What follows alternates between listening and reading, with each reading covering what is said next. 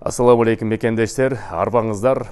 Бир нече жаңылыктар менен бөлүшүп кетейин. Кече күнү 23 ноябрда видеоконференция болду. Ал видеоконференцияга болсо ар кайсы элдердин, ар кайсы улуттардын диаспора жетекчилери катышты. Андан тышкары Россия Федерациясынын МВД өкүлдөрү жана ММС Сахарованын жетекчиси Сергей Балдин катышты.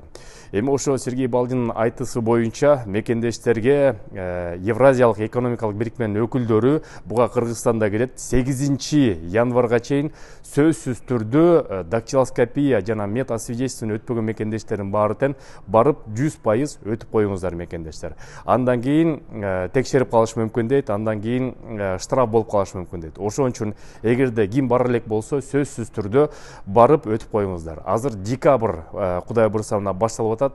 Декабрдын аягында жаңы жыл болуп очередь болуп калышы мүмкүн. Ошон үчүн азыр очередь жокто барып өтүп коюңуздар. Тыйын маселеси боюнча, айка төлөгөн боюнча 5400 рубль эгерде силердин перевод паспортуңар болсо, жана 6200 эгерде перевод паспортуңар жок болсо мекендештер. Бирок сөзсүз түрдө ошону өтүп коюңуздар. Бул Орусиянын талабы, бул мыйзамды баарыбыз сакташыбыз керек. Андан тышкары МВДнын айтылуу боюнча тилекке каршы мигранттардын арасынан кылмыш ишкери көбөйүп атыптыр. Ошон үчүн биздин мекендештер дагы учурдан пайдаланып, ошо кылмыш ишин кылбагонго бияктан үлгүлүү өздөрүңөрдү алып жүрүүгө чакырат элем. Ошону да силерге айта кетейин.